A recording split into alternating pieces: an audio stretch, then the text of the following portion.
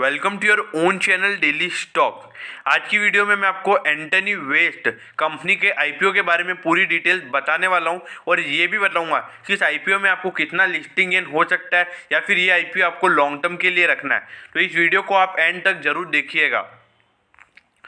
और अगर दोस्तों अभी तक आपने हमारे चैनल को सब्सक्राइब नहीं किया है तो प्लीज़ आप हमारे चैनल को जरूर सब्सक्राइब कर दीजिएगा, क्योंकि इससे जो हमारी नई वीडियो होगी उसका नोटिफिकेशन आपको मिल जाएगा और आप हमारी एक भी वीडियो मिस नहीं कर पाओगे। तो देखिए, इसकी आईपीओ की डिटेल्स तो मैं आपको बताऊंगा, लेकिन उससे पहले कंपनी क्या काम करती है हम ये जान लेते हैं। देखिए, कंपनी जो है वो इनकॉर्पोरेट हुई थी 2001 में, मतलब 2001 से इसका कारोबार चल रहा है। कंपनी को आए हुए मार्केट में 20 साल हो गए हैं। तो ये देख, अब कंपनी को ऐसा लग रहा है कि वो पब्लिक से पैसा ले सकती है, इसीलिए वो अपना आईपीओ लेकर आई है। तो ये Antony waste handling cell limited एक लीडर है India municipal solid waste management industry के अंडर। तो ये एक बहुत बढ़िया बात है। अगर ये कंपनी लीडर है सॉलिड वेस्ट मैनेजमेंट की तो ये खासी बढ़िया बात है। अब एमएसडब्ल्यू का मतलब ये होता है म्युनिसिपल सॉलिड वेस्ट मैनेजमेंट, मतलब जो भी कचरा होता है, कचरे को इकट्ठा करना, फिर उसके बाद उसकी प्रोसेसिंग करनी, उसका डिस्पोजल करना, ये काम कंपनी करती है।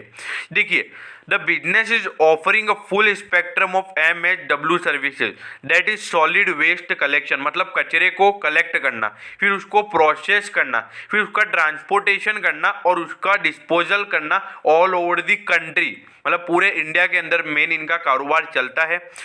और ये एक लीडिंग पोजीशन है in the landfill construction and management sector. अब लैंडफिल कंस्ट्रक्शन का मतलब क्या होता है? मतलब जो कचरा होता है उसको हम जमीन में गाड़ते हैं, उसको बोलते हैं लैंडफिल कंस्ट्रक्शन। तो ये तो हमने जान लिया कि कंपनी क्या काम करती है। अब कंपनी के बारे में और बहुत सारी चीज़ें मैं आपको बताता हूँ। ये देखिए, द कंपनीज की business operations include MSW CNT। CNT क्या है मैं आपको आगे बताता हूँ। CNT processing and merchant mechanized sweeping project. अगर 31 दिसंबर 2020 तक की बात करें तो एंटनी वेस्ट के 17 MSW CNT प्रोजेक्ट चल रहे हैं अभी, और 2 MSW processing and 4 mechanized sweeping ongoing projects हैं। तो देखिए, कंपनी के इतने तो ऑन गोइंग प्रोजेक्ट्स अभी चल रहे हैं। The company is undertaking many projects of Navi Mumbai municipal corporation, मतलब जो नवी मुंबई के उस साइड वाले, मतलब जो नवी मुंबई म्युनिसिपल कॉरपोरेशन के प्रोजेक्ट है वो भी कंपनी खूब ले रही है। ठाणे म्युनिसिपल कॉरपोरेशन के भी प्रोजेक्ट कंपनी के पास खूब है। Pimpri Chinchwad municipal corporation, Mangaluru municipal corporation, new Okhla industrial development authority Noida वाले, and Greater Noida Industrial Development Authority. It has a waste processing plant at the Kanjurmarg site, मतलब जो इनका जो वेस्ट को प्रोसेस करने का जो प्लांट है वो इनका कंजूरमार्ग साइट पे है। तो देखिए, कंपनी का धंधा बढ़िया है। और मेन बात ये है कि भले ये वेस्ट मैनेजमेंट कंपनी है, लेकिन वेस्ट को भी सही से मैनेज करना आना चाहिए, और वो इस कंपनी को बेखूबी आता है और वो 20 साल से लगातार करते हुए आए हैं। अब मैं आपको ये बताता हूँ कि CNT प्रोजेक्ट मतलब क्या।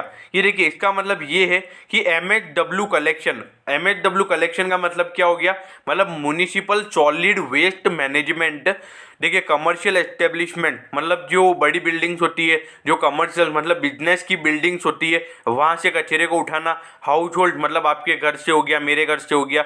एंड कम्युनिटी बिन्स मतलब जो पब्लिक पार्क्स होते हैं जहाँ पे डस्टबिन्स होते हैं, उनसे कचरे को इकट्ठा करना। फिर प्रोसेसिंग प्रोजेक्ट, इसमें sorting and segregating waste from मतलब जो जैसे गीला कचरा, सूखा कचरा होता है उसको अलग अलग करना।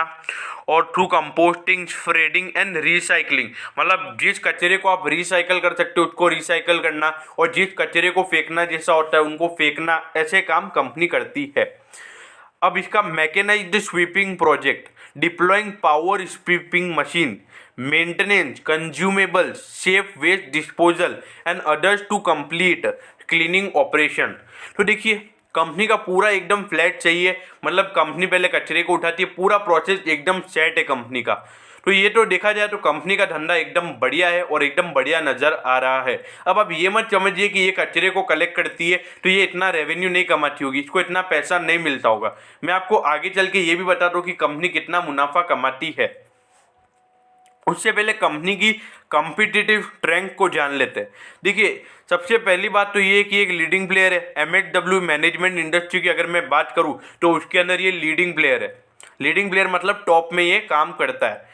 Consistent track record of MHW project execution, मतलब जो भी इसके प्रोजेक्ट चल रहे हैं तो उनको ये बार बार जाके देखता रहता है और मतलब उसका पूरा रिकॉर्ड इसके पास पड़ा हुआ है, तो ये भी एक बहुत बढ़िया बात है। और डाइवर्सिफाइड प्रोजेक्ट पोर्टफोलियो, मतलब कंपनी सिर्फ एक ही मतलब काम नहीं करती है, मतलब सिर्फ कचरे को उठाने का ही काम नहीं करती है, उसके बाद उसका कलेक्शन, उसको सॉर्ट करना, फिर उसके लिए रिसाइकलिंग के लिए भी काम करना, तो पूरा कंपनी का प्रोसेस है। तो ये इसका जो प्रोजेक्ट पोर्टफोलियो है वो भी एकदम डाइवर्सिफाइड है, सिर्फ एक ही जगह पे कंपनी का कारोबार नहीं है। और मेन बात ये है कि ये लेटेस्ट टेक्नोलॉजी को यूज़ करते हैं। टूल्स, व्हीकल्स एंड इक्विपमेंट सब एकदम लेटेस्ट टेक्नोलॉजी के लिए ये यूज़ करते हैं, मतलब सारे प्रोडक्ट्स इनके लेटेस्ट टेक्नोलॉजी वाले होते हैं, तो ये एकदम बढ़िया बात है। और इसके अगर प्रमोटर्स की बात करें तो कंपनी के प्रमोटर्स भी खासे बढ़िया हैं। और मेन बात यह है कि उनके पास एक्सपीरियंस है, जो वो धंधा कर रहे हैं उसको उन धंधे के अंदर लगभग 20 साल हो गए हैं।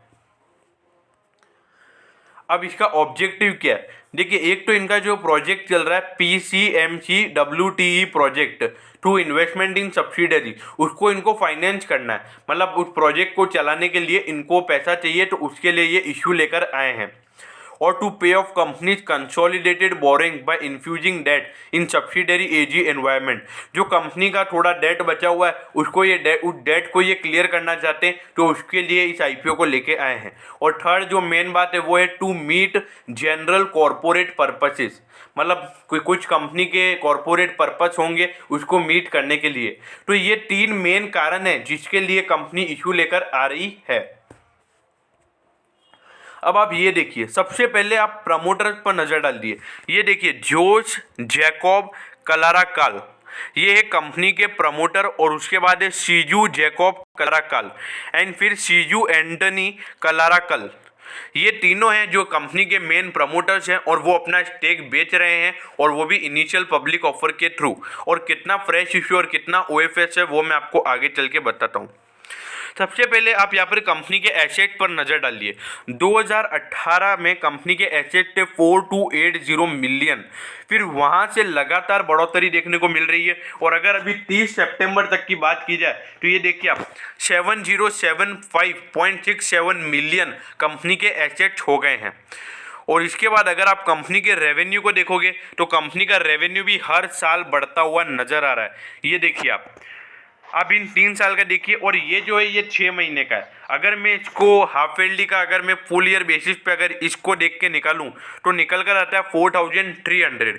तो अगर 2020 के मुकाबले देखा जाए तो इस बार थोड़ा सा धंधा कंपनी का कम जरूर हुआ है, लेकिन अभी लॉकडाउन के चलते थोड़ी सी दिक्कत हुई होगी कंपनी को। बाकी कंपनी एकदम बढ़िया परफॉर्म कर रही है, अगर मैं 18, 19, 20 की अगर मैं बात करूँ तो। और यहाँ पे आप एट दी एंड देखिए, कंपनी को मुनाफा भी एकदम बढ़िया हो रहा है। 398 मिलियन का कंपनी को मुनाफा 18 में हुआ था, फिर उसके बाद थोड़ी सी गिरावट देखने को मिली, लेकिन फिर से कंपनी ने एकदम बढ़िया मुनाफा किया है। 620.76 का मुनाफा कंपनी ने मार्च 2020 में रिपोर्ट किया था, मतलब जो 2019 से 20 वाला जो फिजिकल ईयर था उसके अंदर कंपनी ने 620.76 मिलियन का प्रॉफिट बुक किया है। तो देखिए, कंपनी का मुनाफा एकदम बढ़िया है, कंपनी के रेवेन्यूज एकदम बढ़िया है, कंपनी के प्रॉफिट एकदम बढ़िया है। लेकिन अगर आप इस बार 6 महीने का मुनाफा देखोगे तो वो 290.50 मिलियन निकल कर आता है। और अगर मैं इसको परसेंटेज, मतलब जो अगर इसको ईयरली वाइज निकालूं तो वो निकल कर आता है 581 मिलियन, जो कि पिछले साल के मुकाबले लगभग 40 मिलियन का कम, मतलब 40 मिलियन का कंपनी का प्रॉफिट कम है। लेकिन 40 मिलियन कुछ ज़्यादा नहीं होता है, 40 मिलियन यानी कि सिर्फ 4 करोड़ का कंपनी का रेवेन्यू कम है। लेकिन देखिए, लॉकडाउन के चलते थोड़ी सी दिक्कत हुई है, जो कंपनी का रेवेन्यू कम हुआ है उसी के चलते यहाँ पर आपको कंपनी की थोड़ी सी प्रॉफिट में डिक्लाइन देखने को मिल रहा है। लेकिन 18, 19, 20, 3 साल से लगातार कंपनी ने बढ़िया परफॉर्म किया है। तो ये तो थी हमारी कंपनी के बारे में बात। अब हमको ये देखना है कि इसका आईपीओ क्या महंगा है, क्या इस आईपीओ में अप्लाई करना है या नहीं। अब हम ये देखते हैं। देखिए, ये आईपीओ ओपन होगा 21 दिसंबर 2020 को, और 23 दिसंबर 2020 को ये क्लोज हो जाएगा। देखिए, ये आईपीओ तो भले ही इस साल आ गया है, लेकिन लिस्ट ये अगले साल होगा। तो ये एक तरीके से ये है। अगर इसके फेस वैल्यू की बात करें तो एक शेयर की फेस वैल्यू है 5 रुपये, मतलब शेयर की फेस वैल्यू। और अगर इसके आईपीओ प्राइस की प्राइस बैंड की अगर मैं बात करूं तो 313 से 315 का इसका प्राइस बैंड है एक इक्विटी शेयर का। अगर आप रिटेल इन्वेस्टर्स की कैटेगरी में हैं तो आप कट ऑफ प्राइस पे बिड डालोगे तो 315 का प्राइस आप मान के चलो। और अगर इसके अंदर एक लॉट के अंदर 47 शेयर्स है, मतलब आपको मिनिमम बिड 47 शेयर्स की लगानी पड़ेगी। ये शेयर एनएससी पे भी लिस्ट होगा और बीएससी पे भी लिस्ट होने वाला है। और इस शेयर का मतलब जिस आईपीओ का इशू साइज देखे तो ज़्यादा बड़ा नहीं है, सिर्फ 300 करोड़ का आईपीओ का इशू साइज है। और जिसमें से अगर फ्रेश इशू की बात करें तो फ्रेश इशू है यहाँ पर 85 करोड़ का। मतलब 85 करोड़ को कंपनी क्या कहते हैं कि अपने वर्किंग कैपिटल रिक्वायरमेंट को, मतलब जो कंपनी का जो ऑब्जेक्टिव था इशू का उसके लिए यूज़ करेगी। और जो ओएफएस है कंपनी का वो है 215 करोड़ का। मतलब जो कंपनी के प्रमोटर्स है वो अपना स्टेक बेच रहे हैं, जो 215 करोड़ उनको मिलेंगे वो अपनी जेब में रखेंगे। अब इसका मैं टेंटेटिव टाइम टेबल बताता हूँ आपको। ये देखिए 21-23 ये तो मैंने आपको बता दिया। अब इसका जो बेसिस है वो 29 दिसंबर 2020 को पता पड़ जाएगा। और 30 दिसंबर को, मतलब 30 दिसंबर को अगर आपको शेयर नहीं मिलते, मतलब अगर आपने अप्लाई किया है और अगर आपको शेयर अलॉट नहीं होते तो आपको क्या कहते हैं कि रिफंड मिल जाएगा। और अगर आपको शेयर अलॉट हो जाते हैं तो 31 दिसंबर को आपके डीमैट अकाउंट में शेयर आ जाएंगे। और अगर इसके लिस्टिंग डेट की अगर मैं बात करूं तो 1 जनवरी 2021 को ये शेयर लिस्ट हो जाएगा। हाँ, इस साल का ये मतलब अगले जो आने वाला साल है उस दिन ये पहला आईपीओ होगा जो कि लिस्ट होगा अपकमिंग ईयर में। अब आप ये देखिए, इसमें अगर रिटेल इन्वेस्टर्स की कैटेगरी की अगर मैं बात करूं तो इसके अंदर आपको एक मिनिमम एक लॉट लगाना पड़ेगा जिसकी अमाउंट निकल कर आती है 14,805। और अगर मैक्सिमम की बात करें अगर रिटेल कैटेगरी की तो यहाँ पे 13 लॉट अगर आप लगा सकते हो और जिसका अमाउंट निकल कर आता है 192,465। देखिए ये कट ऑफ प्राइस पे, मतलब जो 315 इसका प्राइस है उसके हिसाब से ये प्राइस है। तो देखिए अगर आपको लगाना है तो आप इस प्राइस पे आपको लगाना पड़ेगा, मतलब मिनिमम आपके पास इतना पैसा होना चाहिए और रिटेल में आप मैक्सिमम इतना लॉट लगा सकते हो। अब इसकी होल्डिंग की बात करते हैं। प्री इशू से पहले प्रमोटर्स की होल्डिंग इस कंपनी के अंदर 51.10% थी और अभी इनकी 46.20% हो जाएगी। मतलब कंपनी लगभग, मतलब जो कंपनी के प्रमोटर्स हैं वो लगभग 5% की होल्डिंग बेच रहे हैं। देखिए एंटनी वेस्ट का जो काम है, भले ये वेस्ट का काम है लेकिन ये काम भी एक काम है। ये कंपनी का जो कारोबार है वो एकदम बढ़िया नजर आ रहा है। कंपनी के मुनाफे हर साल बढ़ रहे हैं, कंपनी बढ़िया परफॉर्म करती हुई नजर आ रही है। लेकिन इसके अगर मैं शेयर के प्राइस की बात करूं तो कंपनी का शेयर का प्राइस खासा महंगा नजर आ रहा है। ऐसा लग रहा है कि थोड़ा सा ये महंगा प्रतीक मेरे को हो रहा है। तो मेरे ख्याल से ये इशू में इतना आपको वो रिस्पॉन्स देखने को नहीं मिल सकता है।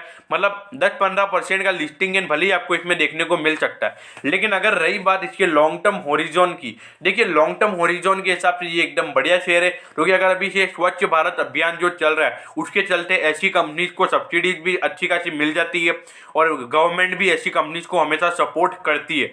तो मेरे ख्याल से लॉन्ग टर्म होरिजोन से ये कंपनी एकदम बढ़िया है। क्योंकि जिस तरीके से इसका रेवेन्यू और प्रॉफिट बढ़ रहा है तो मेरे ख्याल से आने वाले समय में ये एक बढ़िया वैल्यूएशन वाला शेयर हो जाएगा और आपको बढ़िया रिटर्न दे सकता है। अगर आप लॉन्ग टर्म हॉरिजॉन से इस शेयर में निवेश करना चाहते हैं तो आप इस शेयर में बेझिझक इन्वेस्टमेंट कर सकते हैं।